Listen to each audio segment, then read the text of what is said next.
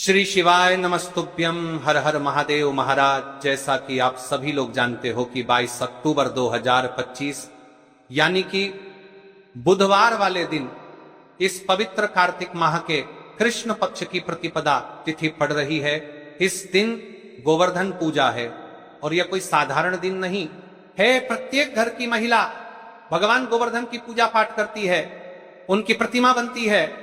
उनसे विशेषकर निवेदन है कि कल 22 अक्टूबर वाले दिन आपको गोवर्धन की पूजा किस प्रकार करनी है, किस मुहूर्त पर आपको गोवर्धन महाराज की प्रतिमा बनानी है, किस दिशा पर आपको गोवर्धन की पूजा पाठ करती है में बनानी है, यानी उनका मुख किस दिशा में होना चाहिए, दीपक कौन सा प्रज्वलित करना है, चौमुखी दीपक या साधारण उपाय करते समय किन किन बातों का ध्यान रखना है, पूजा पाठ किस प्रकार करनी है, ये संपूर्ण बातें महाराज यदि आपके जीवन में बहुत समस्या है, समस्या समाप्त नहीं हो पाती है। अपने साल भर आफत करी, आपके जीवन में पैसा आता ही नहीं, और आता भी है तो आते से ही चला जाता है, पता ही नहीं चलता ऐसा क्यों हो रहा है। तो ये जो गोवर्धन 22 अक्टूबर बुधवार का दिन पड़ रहा है, इस दिन यदि आपके घर की कोई भी माता बहन कोई भी एक महिला इस दिन इस उपाय को करती है तो उसे घर परिवार में चल रही सारी समस्या समाप्त होती है और घर में स्थायी लक्ष्मी का वास होता है। इस दिन का मुहूर्त क्या है और रात्रि में आपको कौन सा उपाय करना है, और जो आपके पीछे शत्रु लगे हुए हैं, जो आप पर टोना टोटका करवा रहे हैं, उन शत्रुओं का नाश होगा। केवल मात्र 5 शुद्ध आटे के दीपक, एक चुटकी हल्दी वाले उपाय को करने से देखी मेरी कई सारी अन्य माताएं बहनें रहती हैं जिन्हें पता भी नहीं है उनके जीवन में जो समस्या चल रही है, इसका मुख्य कारण क्या है। और आज तक आपने इस उपाय को नहीं किया है तो आपको उपाय को अवश्य करना है। हर साल लाखों लोग दीपावली का पर्व मनाते हैं, लक्ष्मी पूजन करते हैं, धनतेरस का दीप जलाते हैं, पर बहुतों को यह पता ही नहीं होता कि इन 5 पवित्र दिनों में सबसे प्रभावशाली दिन कौन सा है।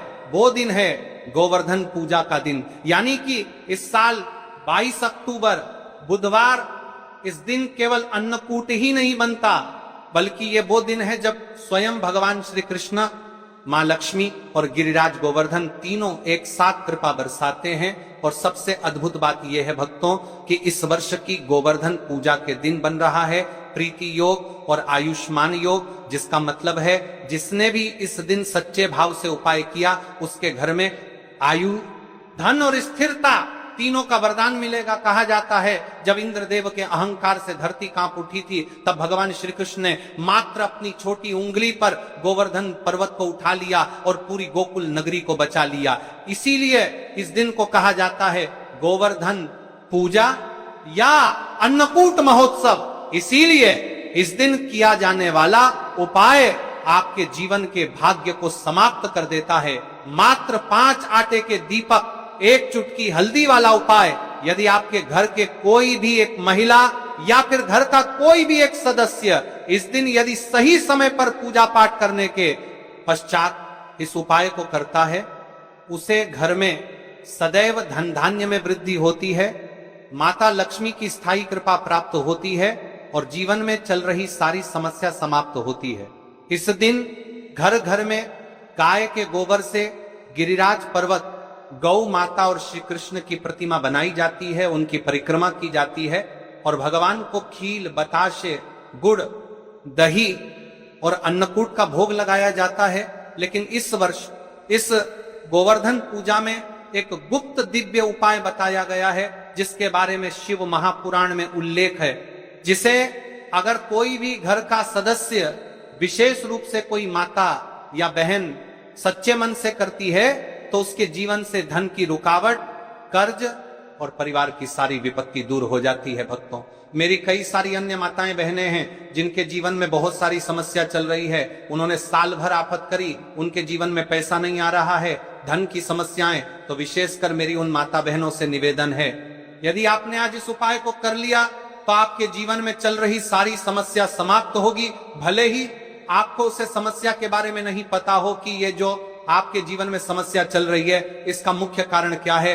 घर में कोई ना कोई बुरी शक्ति है या फिर कोई शत्रु है जो आपके ऊपर टोना टोटका करवा रहा है, तो आज की यह कथा आपके जीवन के भाग्य को बदल देगी। अब सवाल उठता है वो उपाय क्या है। कौन सा दीपक जलाना है, कहां जलाना है और किस समय उसका प्रभाव सर्वोच्च होता है, तो भक्तों ध्यान से सुनिए, क्योंकि यही उपाय आपके जीवन की दिशा बदल सकता है। 22 अक्टूबर बुधवार यानी गोवर्धन पूजा का पावन दिन। इस दिन उदय तिथि के अनुसार सुबह से लेकर गोधूली बेला तक आपको करना है एक अत्यंत सरल परंतु चमत्कारी उपाय, पंच दीपक और एक चुटकी हल्दी का उपाय। दीपक गोवर्धन पूजा के दिन जलाया जाए तो वह भाग्य को चमकाने वाला दीप बन जाता है। भक्तों, इस उपाय के 5 दीपक जीवन के 5 संकटों को जलाने वाले हैं। दरिद्रता, कलह, रोग, कर्ज और मानसिक अशांति।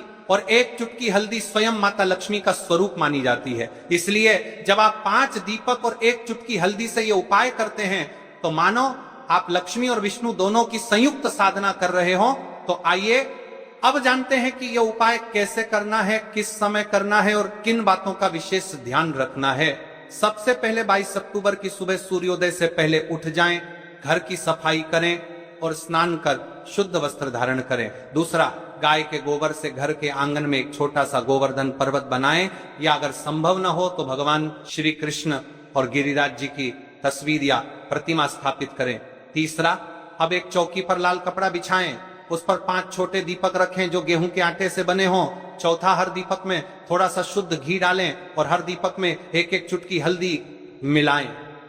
5वां, दीपक जलाने से पहले यह मंत्र बोलें, नमो गोवर्धनाधिपतये नमः, श्री कृष्णाय नमः, श्री लक्ष्म्याय नमः। अब 5 दीपक क्रम से प्रज्वलित करें। इन दीपकों को आप या तो अपने आंगन में गोवर्धन पर्वत के सामने या घर के तुलसी कुंड के समीप रखें। अगर आपके घर में शिवलिंग है तो एक दीपक वहां भी जलाया जा सकता है। देखिए महाराज, यदि हम उपाय कर रहे हैं तो उसे उपाय का मुहूर्त भी होना चाहिए। जैसे कि हम शिव मंदिर में उपाय करते हैं सुबह के समय, प्रदोष काल के समय, रात्रि के समय। इस प्रकार से गोवर्धन महाराज की जब आप प्रतिमा बनाएंगे, जब आप वहां पर उनकी पूजा पाठ करेंगे, तब आपको दीपक प्रज्वलित करना है या फिर शाम के समय करना है। ध्यान से सुनिए, सबसे उत्तम समय, यदि हम सही समय पर उपाय विधि करें तो इससे घर में स्थायी लक्ष्मी का वास होता है और घर से दरिद्रता का नाश होता है। पहला श्रेष्ठ मुहूर्त सुबह 6:26 से 8:42 यानी सुबह का जो समय है, सुबह जो ब्रह्म मुहूर्त रहता है वह 6:00 से लेकर 8:42 तक का सबसे उत्तम समय है। दूसरा श्रेष्ठ मुहूर्त 12 दोपहर 3:29 से शाम 5:44 तक, और अगर संभव हो तो गोधूली बेला में शाम 5:44 से 6:10 के बीच दीपदान अवश्य करें, क्योंकि यही वह समय है जब गौ माता, श्री कृष्ण और मां लक्ष्मी की ऊर्जा एक साथ सक्रिय होती है। अगर यह उपाय कोई एक भी परिवार सदस्य श्रद्धा से करता है तो परिणाम चमत्कारी होते हैं। घर में धन रुकावट समाप्त होती है, व्यापार में वृद्धि होती है, कर्ज या पढ़ के बोझ से मुक्ति मिलती है, कुंडली के कालसर्प दोष या वास्तु दोष के प्रभाव कम होते हैं, घर में स्थायी लक्ष्मी का वास होता है, शिव और विष्णु दोनों की कृपा प्राप्त होती है। और अगर कोई माता या बहन ये उपाय करती है तो घर के हर सदस्य की बाधाएं स्वतः शांत हो जाती हैं। शिव महापुराण में कहा गया है, दीपं दृष्ट्वा न दिव्यति, दीपं स्पृष्ट्वा न दहयति, दीपं पूज्यम भवेत् तस्मात् दीपम लक्ष्मी प्रदम भवेत्ति।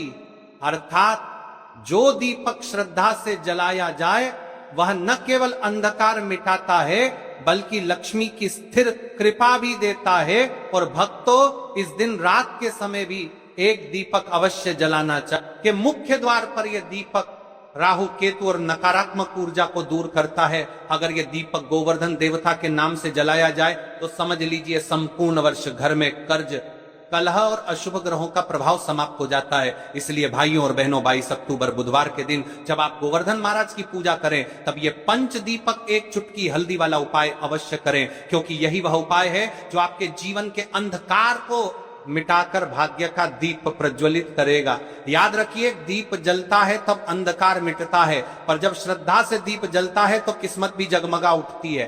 देखिए भक्तों, हम राशि से जुड़ा भाग्य भी बताते हैं और भाग्य में चल रही परेशानियों को भी बताते हैं। यदि आपको ऐसा लगता है कि आपके जीवन में दोष चल रहे हैं तो आप कमेंट बॉक्स में अपना नाम और अपनी राशि अवश्य लिखें।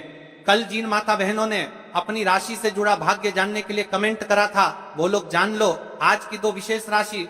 इस वर्ष गोवर्धन पूजा के दिन जिन 2 राशियों पर विशेष कृपा बरसने वाली है वो है वृषभ राशि और कर्क राशि। इन जातकों को इस उपाय का विशेष फल प्राप्त होगा, धन, सौभाग्य और स्थायी समृद्धि का वरदान। देखिए महाराज, हमने उपाय को आपको अच्छी तरीके से समझा दिया है, किस प्रकार करना है, कैसे करना है, मुहूर्त कौन सा है, संपूर्ण बातें।